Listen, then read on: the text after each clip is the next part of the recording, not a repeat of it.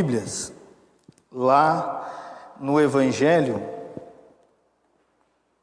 de Mateus, o capítulo 9, e o versículo 9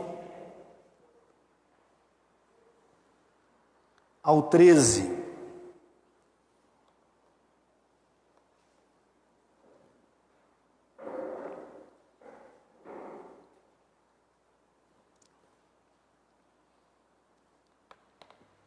Mateus, capítulo 9, e o versículo 9 ao 13. Pedi para os irmãos que estão aqui no templo ficar de pé, para nós lermos esse texto, e depois nós vamos ficar um período aí sentados. Aqueles que podem, né, irmãos? Nem todo mundo consegue fazer isso, né? Então, aqueles que podem, vão ficar de pé em nome de Jesus. Eu vou ler, os irmãos só acompanhem nas suas Bíblias. Evangelho segundo Mateus, o capítulo 9, do 9 ao 13, diz assim: Partindo Jesus dali, viu um homem chamado Mateus, sentado na coletoria, e disse-lhe: Segue-me. Ele se levantou e o seguiu. E sucedeu que, estando ele em casa, à mesa, muitos publicanos e pecadores vieram e tomaram lugares com Jesus e seus discípulos.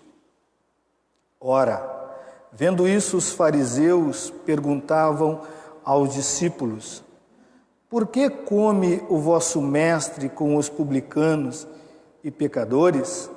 Mas Jesus ouvindo, disse: Os sãos não precisam de médicos, e sim os doentes. Ide, porém, e aprendei o que significa: misericórdia quero e não holocaustos, pois não vim chamar justos, e sim pecadores ao arrependimento. Vamos um pouquinho mais para frente, irmãos, o Evangelho de Marcos, só para que eu não precise depois abrir esses textos, capítulo 2, aí conforme eu vou falando, os irmãos vão se lembrando que nós já lemos sobre esses textos. Marcos, Evangelho segundo Marcos, capítulo 2, o versículo 13 e 14,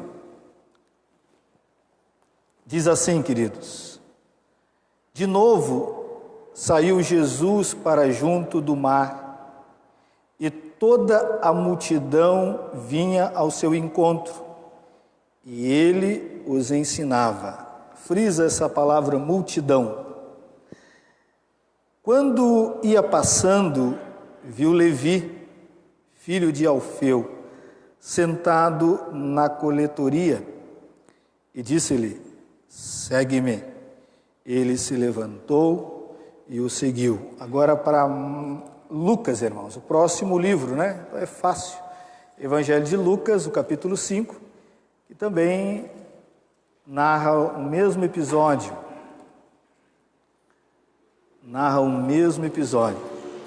Só com alguma palavra de acréscimo, que eu gostaria de frisar com os irmãos. Lucas capítulo 5, o versículo 27 e 28. Evangelho de Lucas 5, 27 e 28 diz assim: Passada estas coisas, saindo, viu um publicano chamado Levi, assentado na coletoria, e disse-lhe: Segue-me. Ele se levantou e deixou tudo e o seguiu. Esta palavra, deixando tudo, o seguiu. Vamos fechar os olhos e vamos orar ao nosso Deus. Pai querido, Pai santo, nós te damos graças por esta noite maravilhosa, graças por estar na tua casa, graças por estar, ó Deus, com os nossos irmãos em plena comunhão contigo e uns com os outros, graças pelo louvor que aqui foi cantado, entoado, aonde, Deus, o teu nome foi exaltado. Graças a Deus pelas ofertas, dízimos que temos recebido de outras partes do Brasil e do mundo. Graças te damos, ó Deus, porque temos a Tua palavra, que podemos ler, meditar, aprender, crescer, e que o Senhor venha falar aos nossos corações nessa noite, Senhor. Que a Tua palavra venha trazer luz para a nossa mente, que nós venhamos tomar decisões sábias, e venhamos, ó Deus, expandir o nosso entendimento com relação ao Teu reino, com relação às nossas famílias, com relação ao nosso trabalho, com relação à missão da igreja aqui nessa terra, Senhor.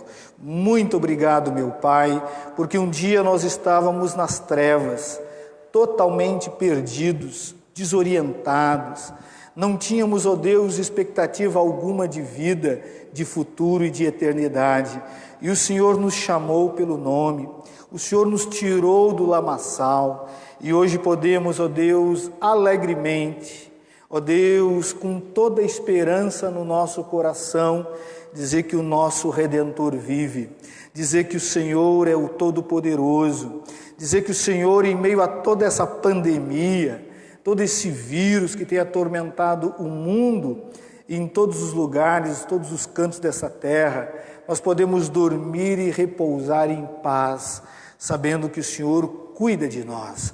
Muito obrigado, Pai, que o Teu Espírito Santo venha agir através dos meus lábios, agir nos corações dos meus irmãos, porque nada adianta pregarmos a palavra se ela não chegar nos corações com a unção e o poder do Teu Espírito. E assim nós oramos e te agradecemos, hoje e sempre. Amém, amém e amém. Pode se assentar, meus amados irmãos.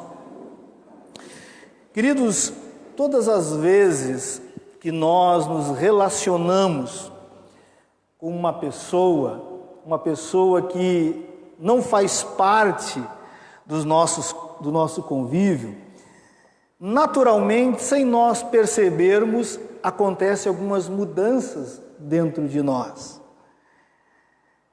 E pode ser para o lado bom, como pode ser para o lado mal. Um dos motivos que muitos adolescentes e jovens às vezes começam a se comportar estranhamente dentro de casa, com relação aos pais, não tendo mais vontade de ir para a escola, quase sempre está relacionado a uma pessoa que ela está caminhando ou convivendo, que está influenciando ela. Pode ser uma pessoa física, como pode ser uma pessoa virtual, ou algumas coisas que estão alimentando a sua mente. Então está acontecendo uma mudança nela, e os pais têm que se atentar a isso. Por que está mudando? O que aconteceu? Com quem está se relacionando? E isso é fato, queridos. Isso é fato. Tanto para o bem, como para o mal. Eu e a nossa irmã Lorena tivemos na segunda-feira visitando uma senhora, amiga dela, que tem participado conosco das nossas lives, dos nossos vídeos, tem estado bem próximo da nossa igreja, e ela tanto queria uma visita e nós fomos lá. E nós eu conheci um pouco da história, da vida dela. Eu tenho certeza que aquela visita mudou a ótica dela de muitas coisas, como ela enxergava, assim como mudou a minha, por conhecer ela, saber da sua vida. E assim acontece, irmãos, independente de nós queremos ou não. Por isso que é importante nos relacionarmos com coisa boa, ter novas experiências, mais espirituais, buscar novas amizades, mas sabendo com quem nós estamos andando. Porque senão, queridos, queira você ou não, o seu coração vai se enchendo e daqui um pouquinho você não se reconhece mais. Fala coisas que você nunca falava, se comporta de maneira violenta e não está entendendo que está sendo influenciado a isso. Então guarde isso, tanto para o bem como para o mal. Por isso que Paulo, ao orientar a igreja de Filipenses, ele diz: finalmente, irmãos, tudo que é verdadeiro, tudo que é respeitável, tudo que é justo, tudo que é puro, tudo que é amável, tudo que é de boa fama, se há alguma virtude, algum louvor, seja isso que ocupe o vosso pensamento, o vosso coração. E ele encerra esse versículo dizendo: e o Deus da paz será convosco. Vocês entendem isso, irmãos? E por que eu estou falando isso, meus amados irmãos? Porque o texto que nós lemos vai tratar de alguém que vai ter um encontro com Jesus. O nome dele leva o mesmo nome do livro que ele escreveu, do evangelho que ele escreveu, Mateus, evangelista e apóstolo. Mas a partir desse encontro com Jesus, a vida desse homem mudou, irmãos. A vida desse homem não é mais a mesma. E assim acontece a partir desse momento até a sua morte. E ele mesmo identifica qual era a profissão dele. A profissão de Mateus era publicano. Irmão, para a gente não entrar cru, para não fazermos muita ideias de onde surgiu, por que surgiu isso, essa profissão tão odiada pelos judeus, nós temos que entrar um pouquinho na história, irmãos. Eu vou tentar fazer um resumo breve aqui, para os irmãos entenderem como é que tudo começou e por que eles são tão odiados pelos judeus, pela nação de Israel. Os irmãos conhecem um pouco de história, quando César Augusto conquistou e dominou a Palestina. E vocês sabem que quando os impérios conquistavam outras nações, aquelas nações tinham que pagar tributos. E não foi diferente com a Palestina. Aí César Augusto pega um homem chamado Herodes, que muitos vão conhecer como Herodes o Grande, mas até então ele não era grande, ele era uma pessoa simples, não era da dinastia da realeza, não era de descendente de realeza alguma. E César Augusto constitui, coloca Herodes, promove ele como rei dos judeus. Então Herodes tem um nome por causa de César. Só que esse nome que ele estava dando, essa honra, não era de graça, tinha um preço. E o que César disse? Olha, para você ficar como rei, você precisa cobrar e pagar, cobrar do povo e pagar imposto a Roma. Então, se tudo correr direitinho, você permanece como rei com a coroa na cabeça. Se caso as coisas andarem mal, você sai. E eu promovo outro. Eu coloco o outro no seu lugar. Herodes, como não era ninguém, irmãos, jamais chegaria a esse cargo, prontamente aceitou. Disse, tudo bem, o que precisa? E aí o imperador disse, olha, tem que se pagar 3 tributos. Basicamente, 3 tributos, 3 impostos você tem que cobrar do povo. O primeiro imposto, irmãos, se você der uma pesquisada, ou lida na história, fazer uma pesquisa, era o tributo solis, tributo sobre todo aquele que tinha terra. Toda pessoa que tivesse um pedaço de terra pagaria um tributo anual. E é o PTU hoje, né? Talvez os irmãos, o pessoal pegou nesse tempo aí. Existia um outro tributo que era sobre os rendimentos. Tudo que alguém ou produzisse na terra ou ganhasse de alguma maneira pagaria um tributo. Existia um outro tributo chamado tributo de cada pessoa que existia sobre Israel, sobre a Palestina. Então, se existia uma vida, uma cabeça, pagava um tributo anual por viver na terra, nas regiões da Palestina. E aí Herodes viu que aquilo não era difícil de se fazer. Ele, apesar de ser muito perverso, era muito inteligente. O que Herodes fez? Reuniu todos os ricos que existiam na Palestina. E disse assim: olha, eu estou dividindo toda a Palestina em regiões e sub-regiões. E estou concedendo uma concessão pública para se cobrar imposto. Pague um valor X e você tem o direito de cobrar imposto na sua região. Então ele faz aquela divisão, os ricos escutaram aquilo e viram ali uma maneira de ganhar dinheiro. E ele então vende aquelas concessões públicas por um valor alto.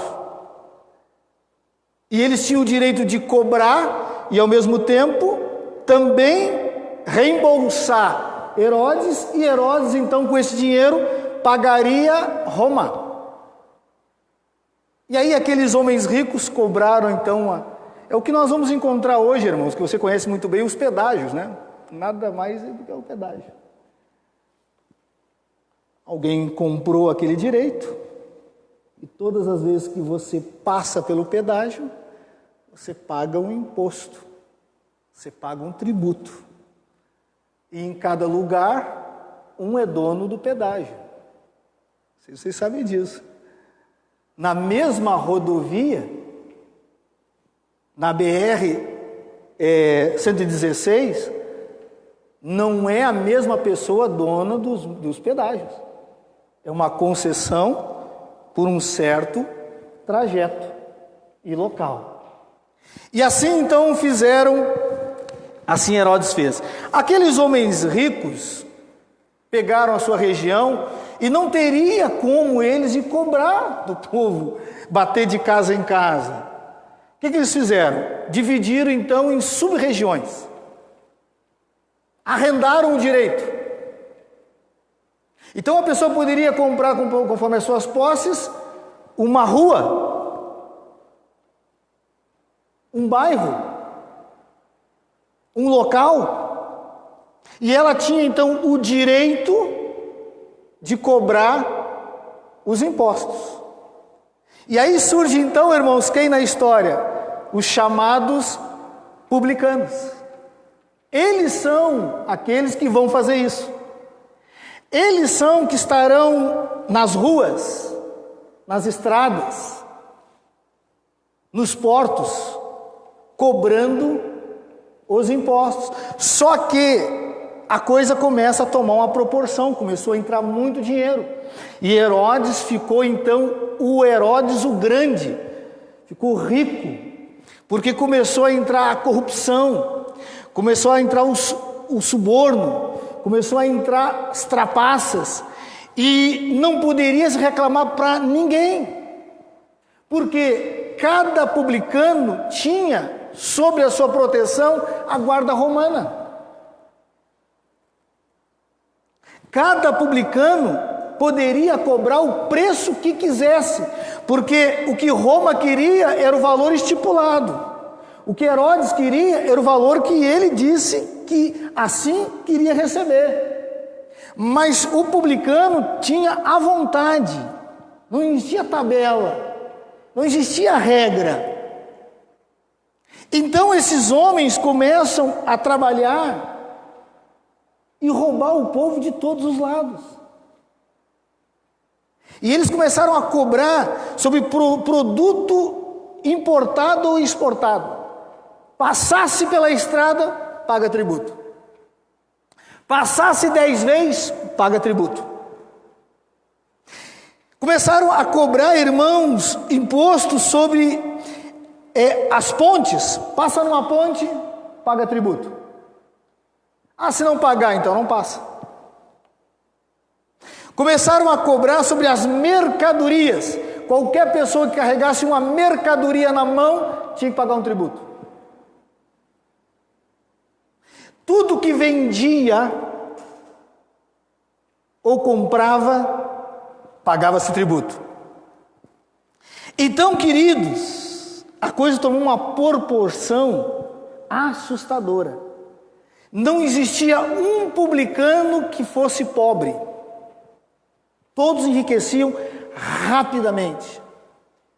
Todos eram abastados. E aí, queridos, nós encontramos no texto, então, Mateus sentado no seu local de trabalho. Nós não sabemos se ele era um dos donos que comprou aquela concessão pública, ou se ele era um empregado. O que sabemos é que ele era rico. Só que, meus amados irmãos, ser um publicano não era para qualquer um. É isso que o pessoal não entende. Poderia ser um homem ladrão, corrupto, mas ele não podia ser qualquer um. Mateus diz a história que ele falava no mínimo 3 idiomas. Ele conhece o grego, o aramaico e tinha que saber o latim, porque a língua romana era latim. Ele tinha que falar outros idiomas para poder negociar e cobrar a moeda que assim aquela pessoa que viesse para a sua região poder pagar. Então nós não estamos lidando aqui, irmãos, com alguém ignorante. Diz os historiadores que o discípulo mais culto de Jesus está aqui, dos 12. Os demais são pescadores, mas Mateus não. Mateus sabia usar muito bem uma pena, irmãos. Sabia usar muito bem e usava muito bem os números. E o texto diz para nós que ele estava vivendo a sua vida tranquila, irmãos. Sentado no seu local de trabalho, e em um dado momento passa Jesus e diz essas palavras: segue-me. Diz o texto que ele se levanta, deixa tudo e segue Jesus. Irmãos, tem muita coisa acontecendo nas entrelinhas, irmãos, que a gente lê e não percebe. Mateus era o mais rico de todos os discípulos.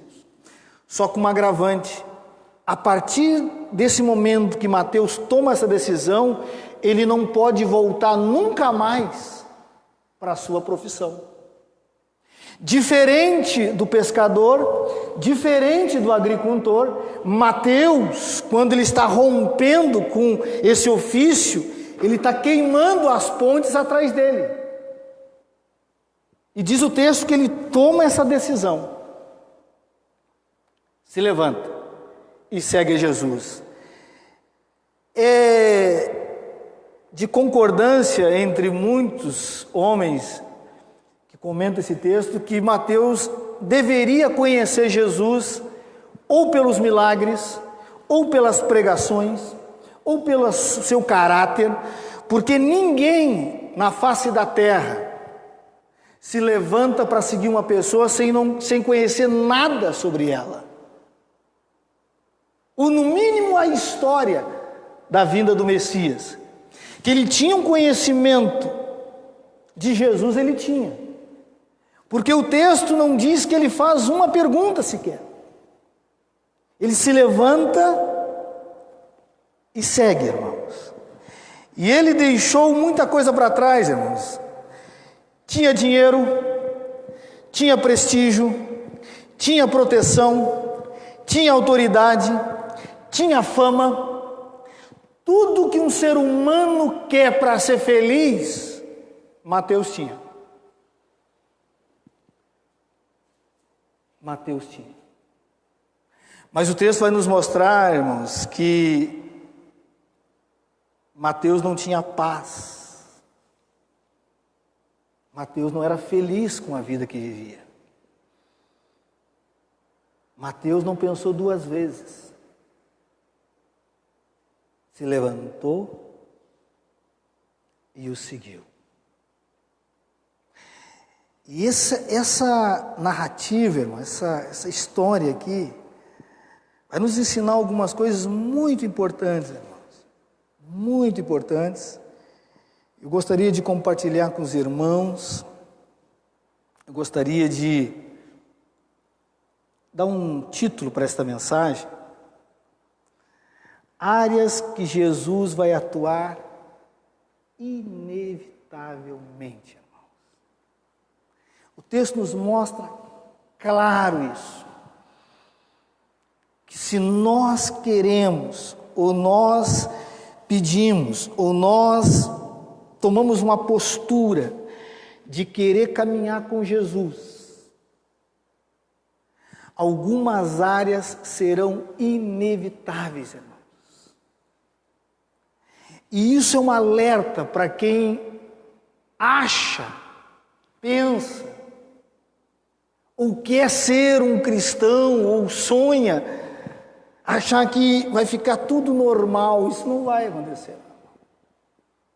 E o texto para nós é claro em falar sobre isso. Claro em falar sobre isso. Primeira área que será inevitável, queridos, é na área pessoal. Diz o texto que Mateus estava trabalhando.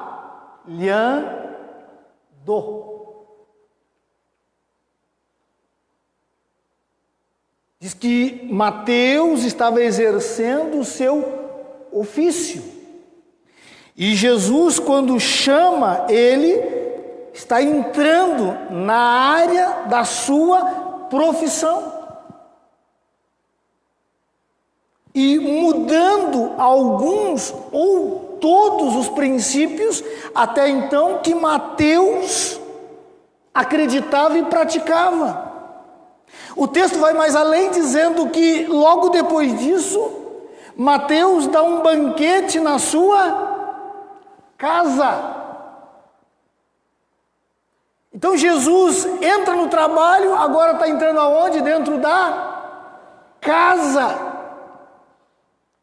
Então Jesus, é bem provável, o texto nos diz isso. Se ele tinha esposa, Jesus conheceu. Se ele tinha filhos, Jesus conheceu. E diz mais o texto que ele entra na casa e senta e come na mesa. E para o judeu, irmão, comer na mesa é diferente de nós. Nós colocamos qualquer um na mesa. Nós não tem frescura, né?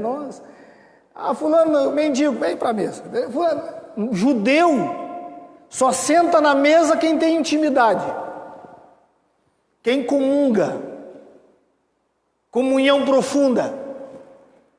E diz o texto que Jesus senta-se na mesa dele, com os seus amigos, com os seus colegas. Irmão, é impossível. E diz mais o texto que quem está com Jesus são os seus discípulos. Os amigos vão junto. Impossível, irmão, você querer caminhar com Jesus e ele não entrar na sua vida pessoal. Impossível. E tem mais uma coisa, de pacote vem os discípulos junto. É o mesmo que você disser assim, eu quero me casar, mas eu não quero os parentes da noiva ou do noivo. É impossível, querido, está no pacote. Casou com a bela, com a princesa, pode ter certeza. Os parentes vêm junto. E você tem que aprender a amar ela e talvez amar muito mais os parentes. Queridos, é impossível você querer caminhar com Jesus e não querer se relacionar com seus discípulos, com a sua igreja, e que ele não entre ou limite ele em algumas áreas da sua vida. Não tem como, queridos. Mateus é um exemplo para nós sobre isso. E por que Mateus viu que não havia compatibilidade do trabalho dele com ser discípulo? Diz que ele levanta e abandona tudo, irmão. Mateus, do dia para a noite, fica pobre.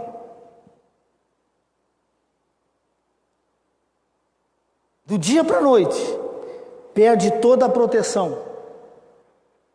Do dia para a noite, vira um andarilho.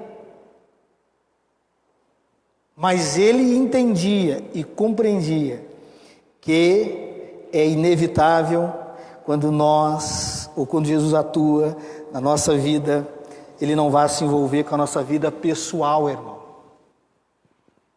É impossível, querido.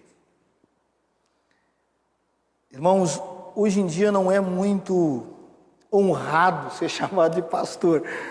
Não é muito. Existe tanto falso mestre, falso pastor, tanto mercenário por aí, que a gente fica até com um pouco de constrangimento dizer que é pastor. Mas esse é o ofício, esse é o chamado, e não devemos nos envergonhar de maneira alguma daquilo que Deus confiar para nós, ou nos chamar. Eu me lembro que eu estava um dia caminhando na rua,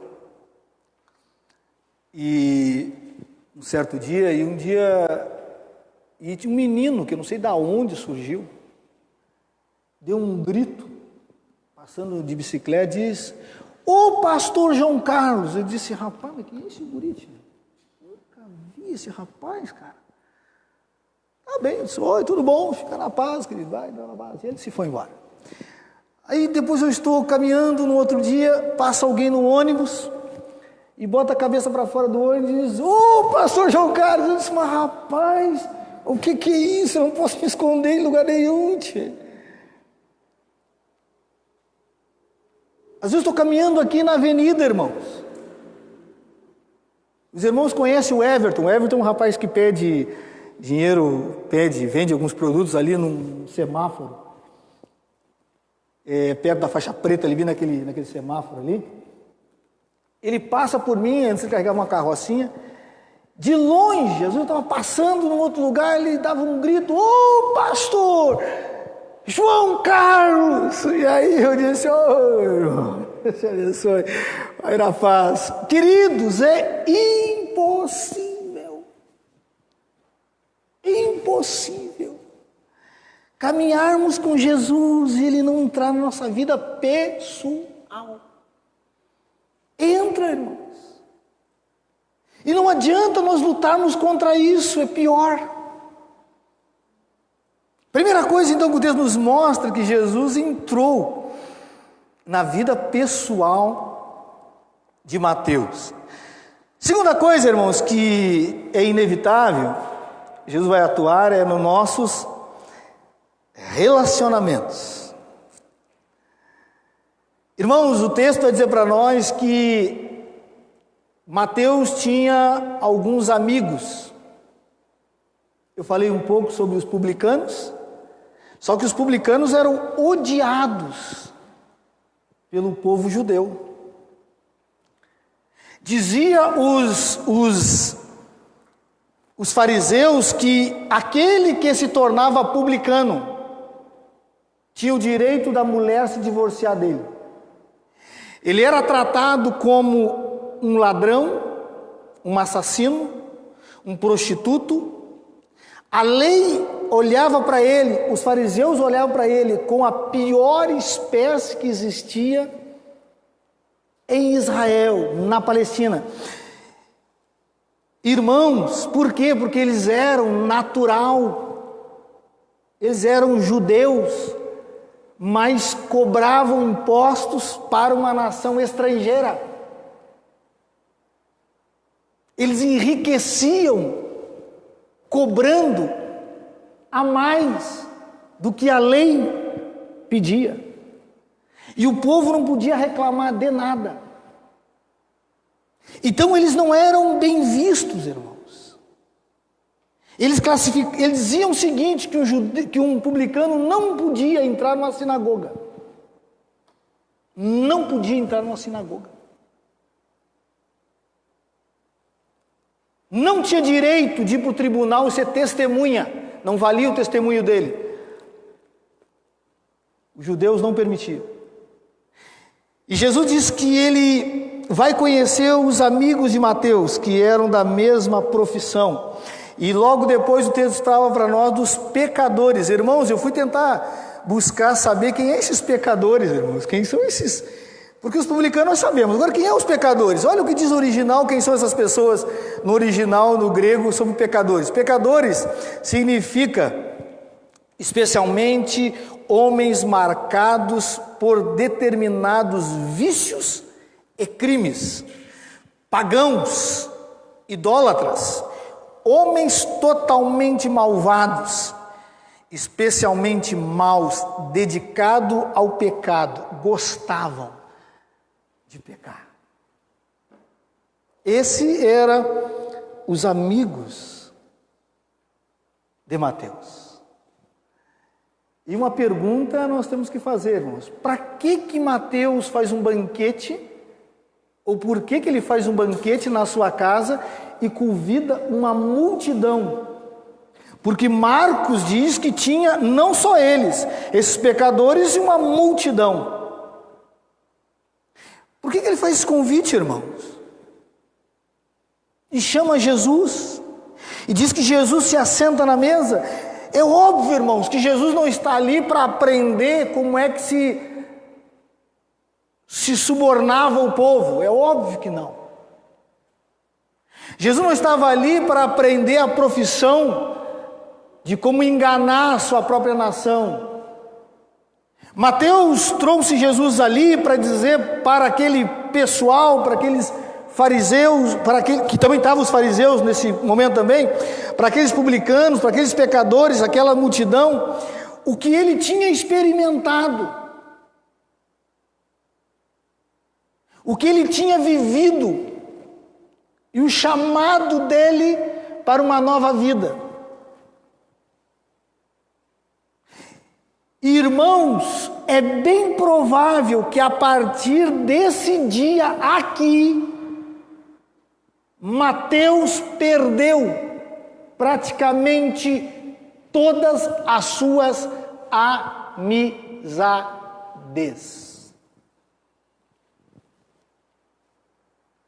A partir desse momento aqui, nós não encontramos Mateus fazendo outra festa, tanto que ele tinha abandonado tudo. Mas muitos vieram por causa da luxúria, do banquete, da amizade. Muitos vieram por interesses que não era escutar Jesus, mas Jesus estava ali com um propósito. Meus amados irmãos, meus amados, é impossível, queridos, nós nos relacionarmos com Jesus e Ele não entrar nos nossos relacionamentos, é impossível. E digo mais, aqueles que rejeitarem a Cristo vão abandonar você, não adianta você se agarrar. Aqueles que querem viver uma vida perversa, maligna, diabólica, os mesmos vícios que você vivia, certamente não visitará mais a sua casa, não curtirá mais o teu Facebook, ou mandar mensagem pelo WhatsApp.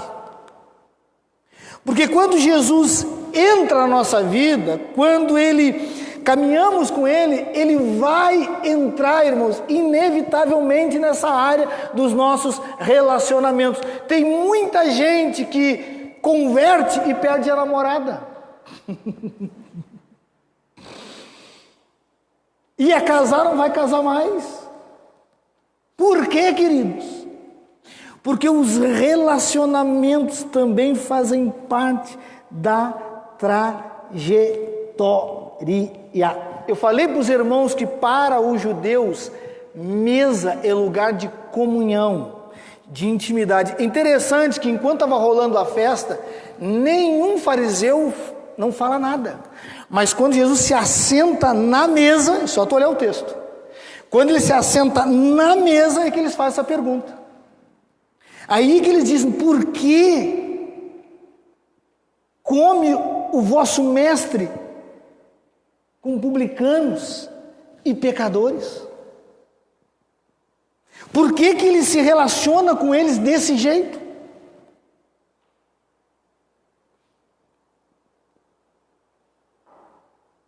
Meu amado irmão, minha amada irmã, você que está me ouvindo, é impossível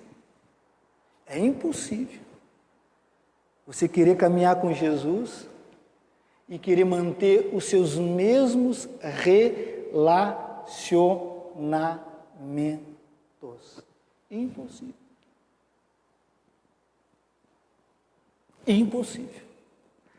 Você vai atrair pessoas que não vão gostar mais do seu jeito de falar, do seu jeito de se vestir, não vão gostar mais das festas que você promove, porque a festa que você promove, essa tinha muita coisa, mas as outras não teria mais nada. Não teria bebida, uísque, droga, fofoca. Você entende, irmãos? Não tem como, é inevitável. É inevitável. Jesus, quando ele entra na nossa vida, começamos a caminhar com ele, não fiquem desesperados. Não fiquem desesperados. Algumas amizades de anos vão acabar. Vão acabar. E entenda você que não tem como segurar essas pessoas. Porque o que você começa a fazer a partir de agora em diante é loucura para quem é do mundo. Mas para você faz todo o significado. Santa Ceia, irmãos, para quem não é crente, é uma visão totalmente maluca. Como que comer pão é corpo e beber suco de uva é sangue? Nos transformamos em calibais agora, que começamos a... Está me entendendo, irmãos? Mas para você faz todo sentido. E aí os teus relacionamentos vão se fragilizar. É oportunidade de você falar e dizer: olha o que nós experimentamos. E queridos, presta atenção, isso aqui, essa reunião aqui não é uma mesa de 5, 6 pessoas ou de uma mesa de 8 cadeiras. O texto diz que estavam os discípulos com Jesus, já é um grupo bom. Diz que tinha muitos publicanos e muitos pecadores. Os irmãos imaginam o tamanho dessa mesa, imagina o tamanho da casa de Mateus. E ele fazendo isso, estava perdendo muita coisa que ele adquiriu até então. Então, querido, ele vai entrar nos relacionamentos. Não tem como você fugir disso. Tem pessoas que às vezes se escondem para dizer que são cristãs, que são cristãos. O que vão pensar de mim? Você tem que ficar preocupado o que Deus vai pensar de você, não é o que vão pensar, o que as pessoas vão pensar. Eu quero encerrar, meus amados irmãos, no nosso futuro eterno. Jesus aqui dá uma aula para nós, irmãos. Uma aula para nós. Jesus está ensinando aqui qual é a missão da igreja, irmãos. Ensinando para os fariseus, para os discípulos, para os publicanos e todos que estão presentes. Queridos, os irmãos perceberam que na leitura que eu fiz dos textos paralelos, só Mateus escreve o nome dele Mateus. Tanto Marcos como Lucas escreve o nome dele como Levi. E aqui há uma briga de faca entre os teólogos para saber se é o mesmo Levi, se é o mesmo Mateus, quem é esse tal de Levi. Queridos, isso aqui se explica com muita facilidade. E aí depois tem que entrar fé também, né? Ou Mateus tinha 2 nomes, ou ele era da tribo de Levi.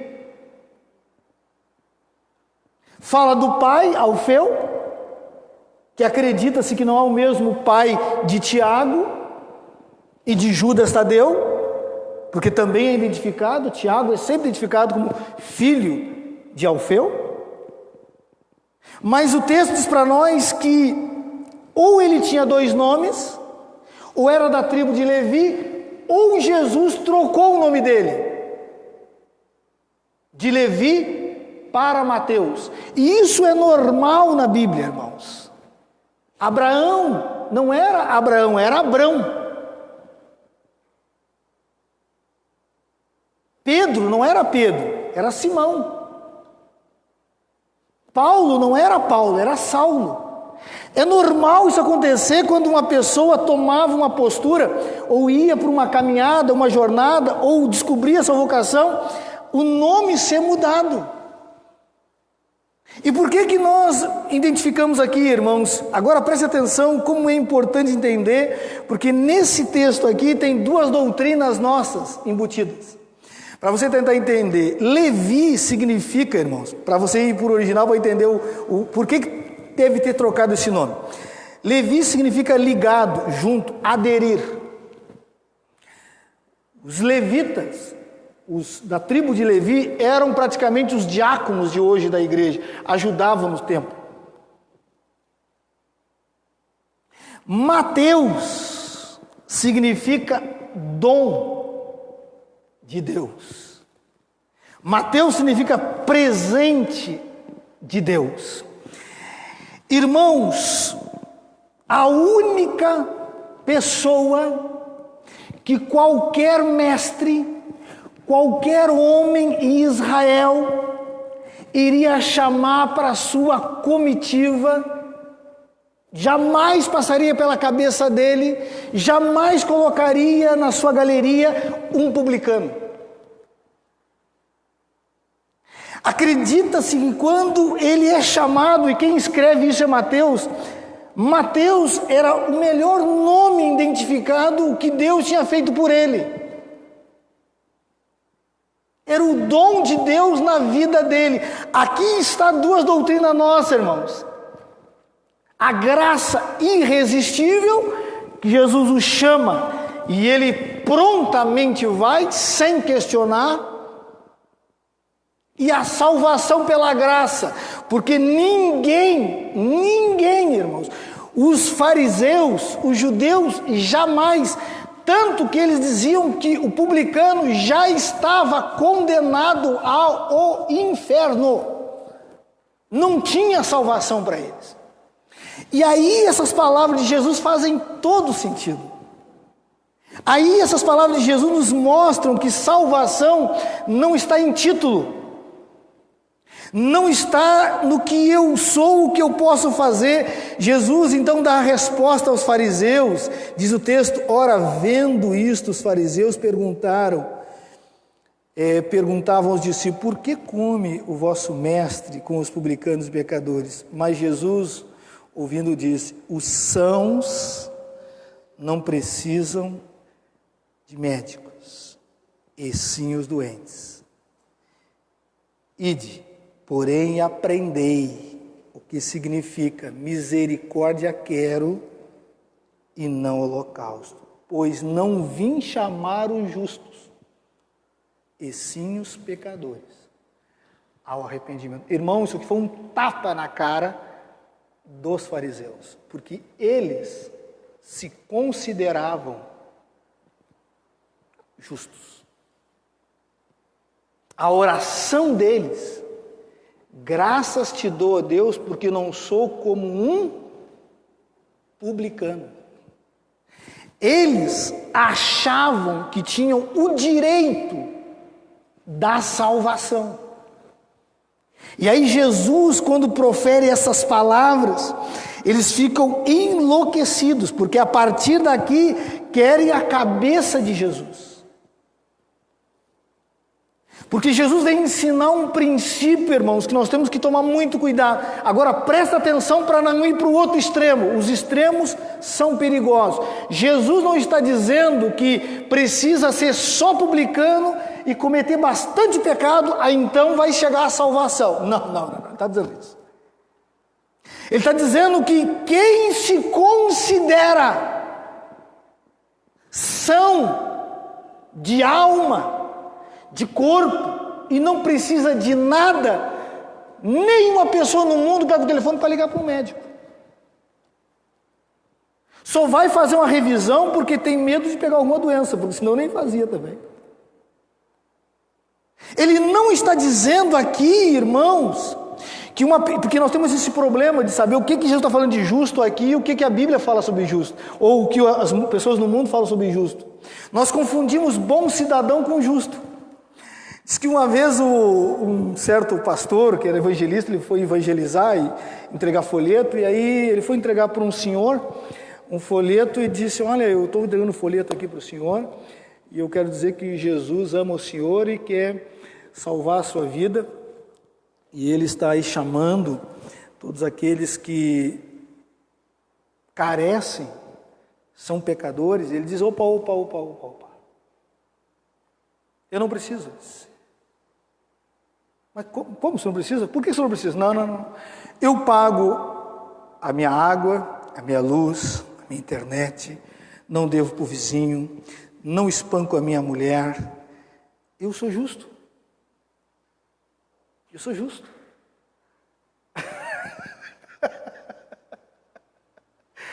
Aí ele disse assim: rapaz, sabe que eu era muito jovem, eu fiquei sem palavras. Eu tinha ouvido uma pessoa fazer isso comigo, eu fiquei sem palavras. Mas se fosse hoje, eu diria assim: João diz que aquele que diz que não tem pecado é um Queridos, é isso que Jesus está dizendo. Jesus está dizendo que aquele que se considera puro, perfeito, que não precisa de ajuda, que acha que está tudo resolvido na sua vida, não são para esses que eu vim, mas para aqueles que sabem que estão perdidos, estão nas trevas, não tem como chegar à salvação se não for através dele. É para esses que eu vim, diz ele. Eu vim chamar o pecador não é para a salvação. É aí que nós caímos no erro. É pecador, então vai ser salvo. Não, ele chamou para Irmãos, eu posso dizer isso com autoridade, porque eu tive 2 anos evangelizando num presídio e conheci todo tipo de gente. E digo com toda autoridade, muitos ou alguns desses muitos ouviram o evangelho e mudaram as suas vidas. Outros continuaram na mesma prática, mentindo, e saíram da cadeia, foram roubar novamente, foram assaltar novamente. Queridos, não é porque eles estavam lá nessa situação, agora tem o direito de salvação. Quem se arrependeu, sim. Quem não se arrependeu, vai ser pecador e vai ser condenado no quinto dos infernos. Jesus muda o futuro eterno de qualquer pessoa, e está mudando de Mateus aqui, queridos. Mateus sabia disso. Que só o Messias, para olhar para ele com os olhos de misericórdia. Meu amado irmão, minha amada irmã, você que me assiste, vamos abrir nossas Bíblias em Romanos, irmãos. Vamos abrir nossas Bíblias em Romanos. Paulo dá uma aula sobre isso para nós. Paulo tinha tudo para se gloriar nas obras, mas ele disse: olha, salvação é pela graça. e só graça.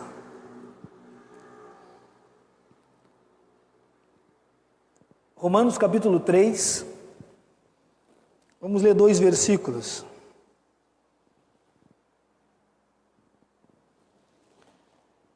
Romanos capítulo 3 e o versículo 10.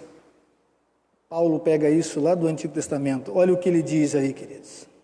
Romanos, epístola do apóstolo Paulo aos Romanos, capítulo 3 e o versículo 10 diz: como está escrito, não há justo nenhum sequer. Não há quem entenda. Não há quem busque a Deus. Todos Olha só o versículo 23 agora. Fala para o 23.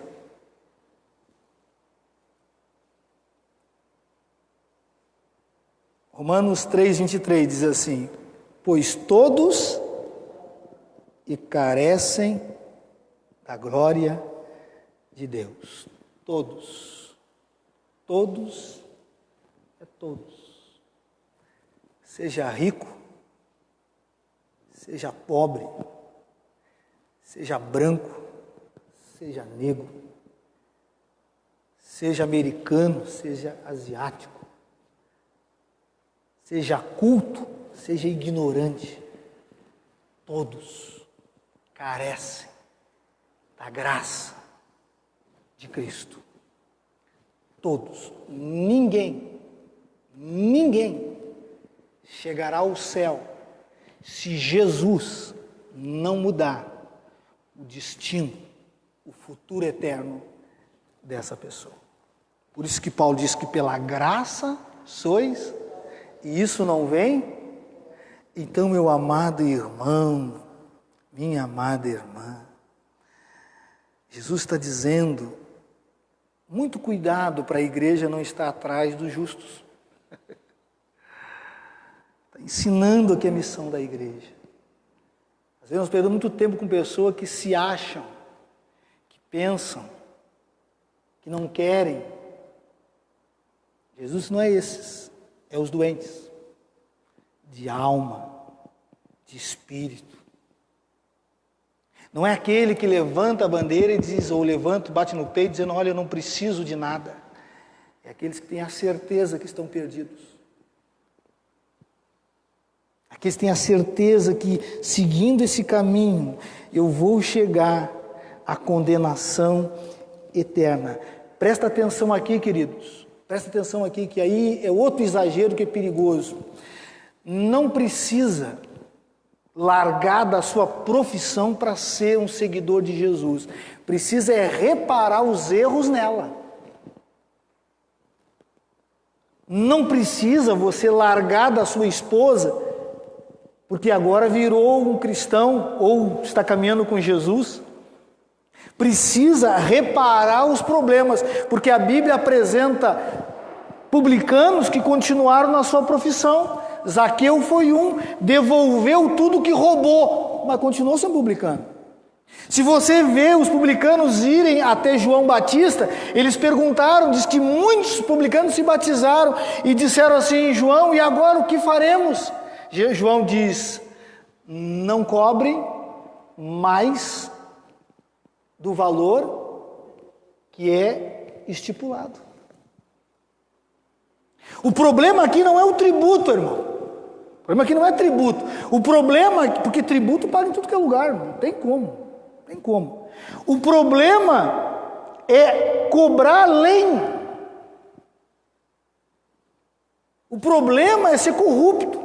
O problema, que é semelhante, talvez até os de hoje, diz que os publicanos, aqueles que eram ricos, que tinham muitas terras, eles eram subornados, né? E eles não declaravam aquilo. Muitos é registrado na história. Porque uma coisa é ser legal, outra coisa é ser injusto. Quando a Receita te chama, porque às vezes ela chama, passou na malha fina, e quem já sabe disso, já foi chamado, sabe como é que funciona. Você pode ir até lá e você não tem como dizer assim, olha, eu estou sendo eu estou sendo injustiçado. Essa aí não cola. Você não cola. Você pode até se achar injustiçado, mas o que está sendo cobrado é legal. E com esse discurso, não se escapa da multa. Não se livra de ser confiscado.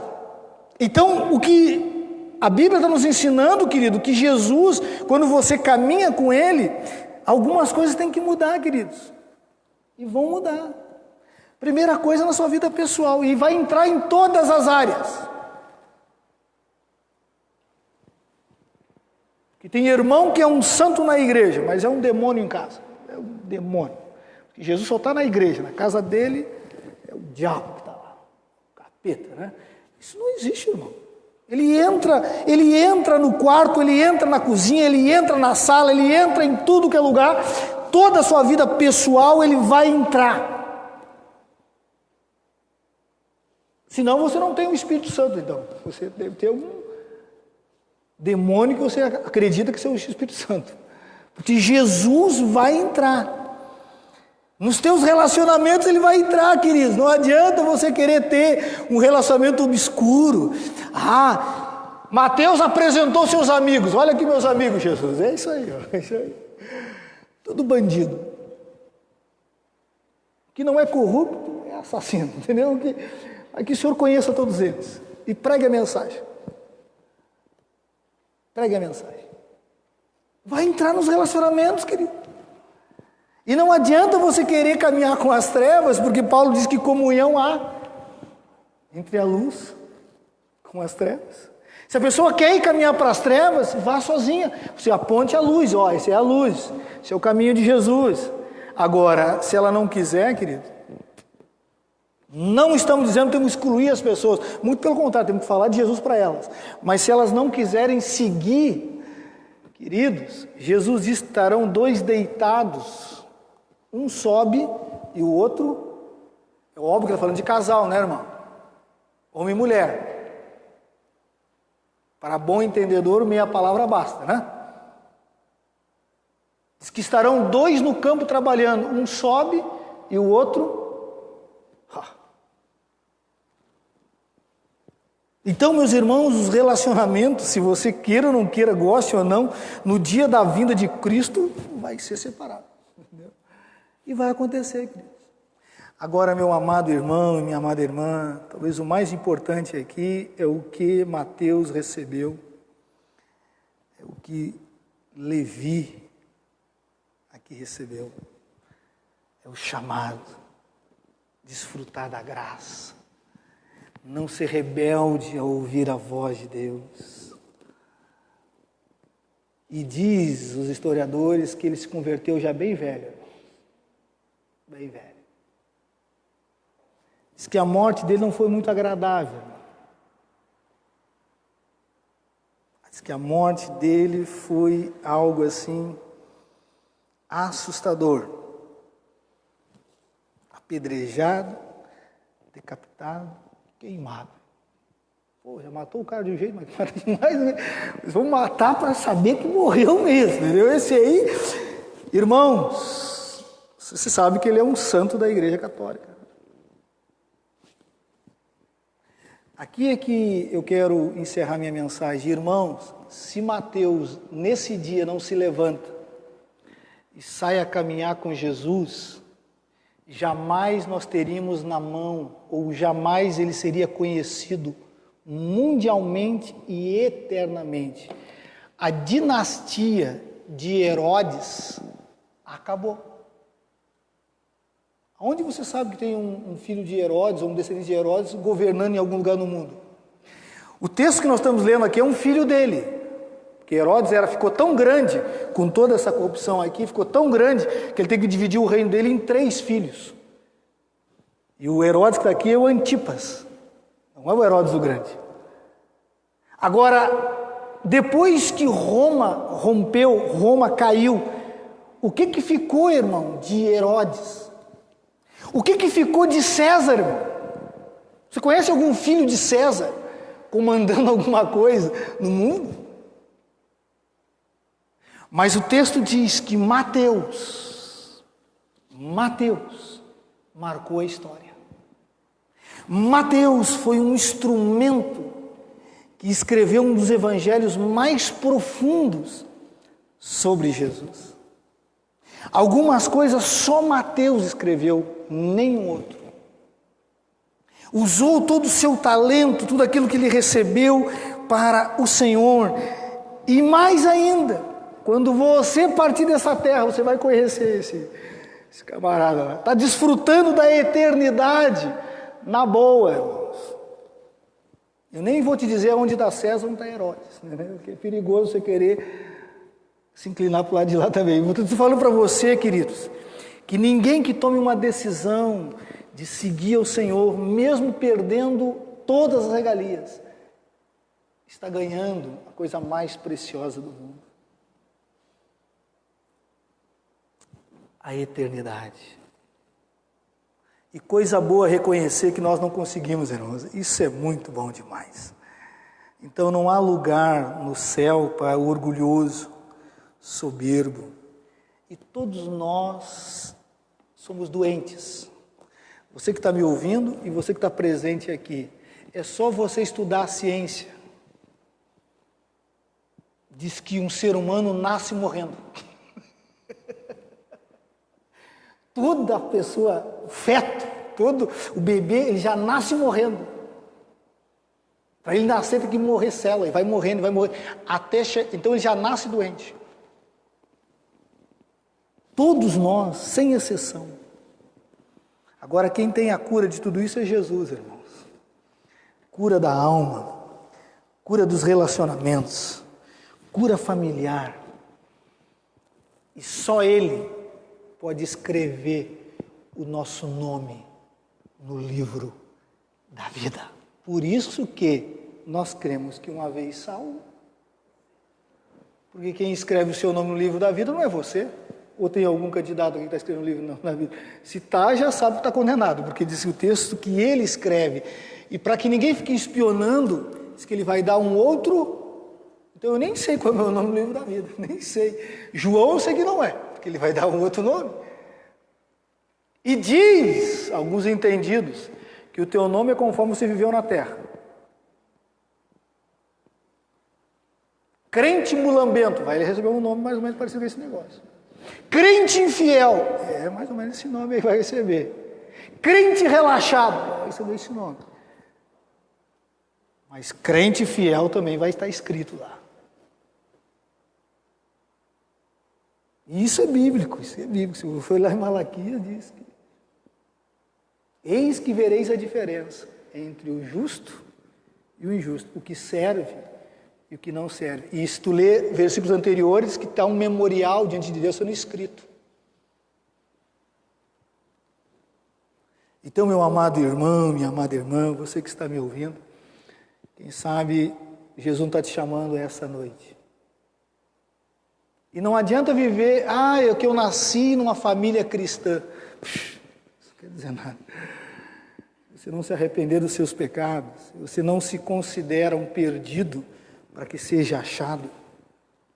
Você pode estar num lar cristão, filho de pastor, filho de pastora, filho de apóstolo, seja filho se ele quiser, continua condenado. Nós somos dependentes de Cristo eternamente. Pense que você, agora quando chegar na eternidade, é Jesus para lá e eu para cá. Diz, que conversa fiada é essa, irmão? Vai ler a Bíblia, irmão, tá louco? Diz que Ele não precisamos mais de sol, Ele é a luz que ilumina a todos. Isso já está na eternidade. Entendeu? Nós somos dependentes dEle eternamente.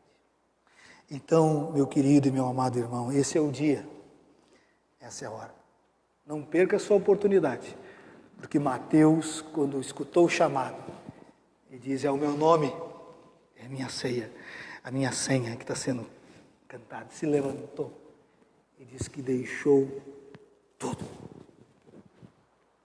e o seguiu até a morte.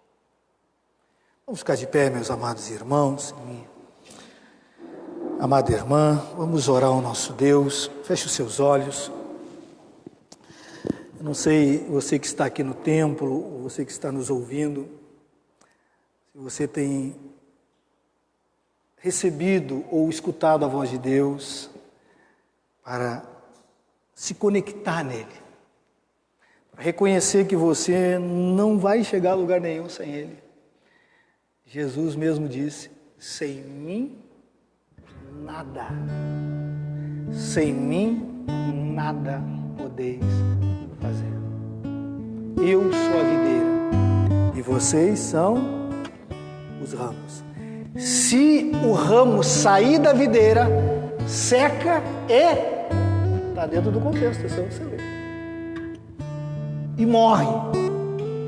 E morre. Só serve para ser jogado no fogo. Que fogo ele está falando, irmão? Então, meus amados, vamos fechar os nossos olhos e vamos orar ao nosso Deus. Pai querido, Pai santo, muito obrigado por esta noite, Senhor. Muito obrigado por estar na Tua casa. Todos nós um dia estivemos na mesma situação de Mateus, conhecido também como Levi, sentados, prostrados, alguns com todas as regalias e todos os bens materiais à sua volta, mas faltava algo para a alma. Seu coração se sentia vazio. E o Senhor, quando nos chamou, assim como chamou Mateus, tudo fez sentido. É como o próprio Senhor Jesus disse: aquele que acha o reino dos céus é como achar uma pérola perdida. Vende tudo que tem para possuí-la. Deus, muito obrigado, porque nós não somos dignos, não éramos e não somos dignos de tamanha honra, de tamanha graça, Senhor. Ó Deus, nos ajuda a trilhar essa caminhada até o último dia. Muitos irmãos desistiram, muitos irmãos ficaram pelo caminho, mas o Senhor nessa noite está chamando: vem, filho meu, vem, filha minha, siga-me.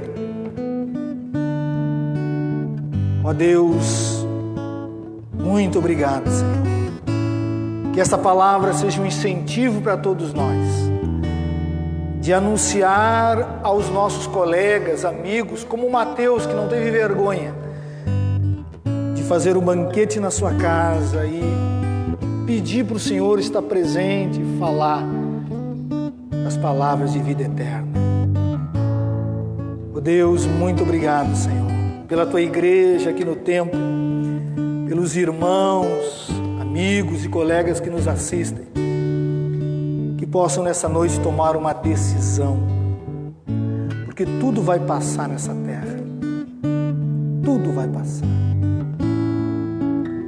Mas o Senhor Jesus disse que as minhas palavras não hão de passar. Passará o céu e a terra, mas as minhas palavras irão permanecer. Meu Deus, perdoa-nos, ó Pai. Perdoa-nos porque nós somos, por natureza, ruins de coração, egoístas, avarentos. Nós, por natureza, somos pessoas que, Deus, nos inclinamos sempre para o mal, mas o Senhor estende a Tua mão, o Senhor nos pega e nos traz novamente para o Teu caminho. Muito obrigado, Senhor. Muito obrigado. Aqueles que pensam em desistir, ó Pai, renova suas forças. Derrama do Teu poder e glória e graça. Aqueles que estão enfiados num presídio, num hospital, porque se entraram em confusão e briga. Aqueles que estão na beira da morte. Aqueles que estão nas ruas atirados. Aqueles que estão se drogando, aqueles que estão com as famílias destruídas, a voz do Senhor é para todos. Aqueles que estão sentados num trono e se iludem que isso um dia ou que vai permanecer para sempre, estão agarrados às riquezas. O convite do Senhor é para todos. Que nessa noite a pessoa possa se render, esta pessoa se render aos teus pés, arrependida de todos os seus pecados.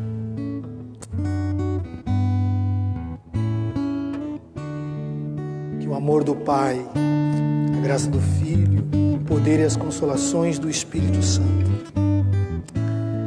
estejam sobre nós, irmãos, hoje e sempre.